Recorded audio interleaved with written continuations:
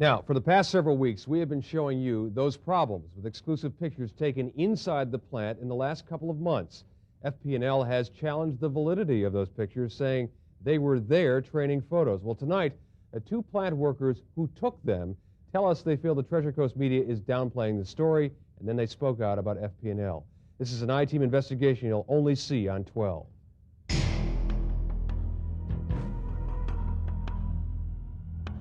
They are both veterans at the St. Lucie nuclear power plant, still working there, each with 10 years or more of employment, with exemplary records and hands-on experience in many facets of the plant. They have provided us with dozens of pictures they took and documents they brought out from the inside, repairs undone, lists of work orders never addressed.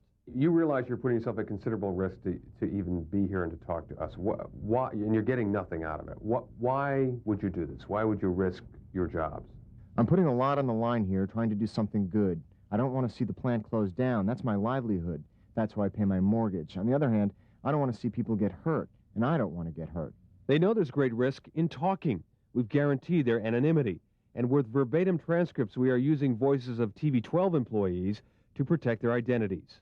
You guys think you're speaking just for yourselves, for 20 people, for 50 people, for everybody? What do you think the gut feeling inside it is? The basic consensus of the whole plant is a lack of management, and that things aren't being done the way they should be done differently. And what are your concerns? Drip pockets and Tygon tubing don't fix the problem. That contains the leak, but it doesn't fix it. They took dozens of pictures inside the plant for us and smuggled them out. And there were lots of shots of that tubing. You see the Tygon tubing going into the floor drains there? Okay.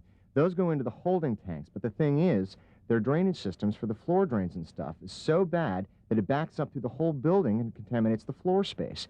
So what they've done is they go around and stuff mop heads into the drains to keep radioactive materials from backing up and contaminating the floor space. And we have proof that happened. We obtained this internal report ordering management to remove the mop heads because they are contaminating the floor areas.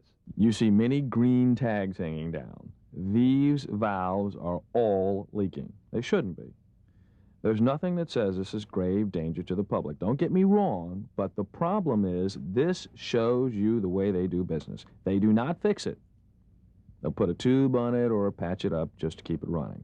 People watching tonight, listening to this, why should they care about valves and green tags? I mean, is there an imminent threat to them at all?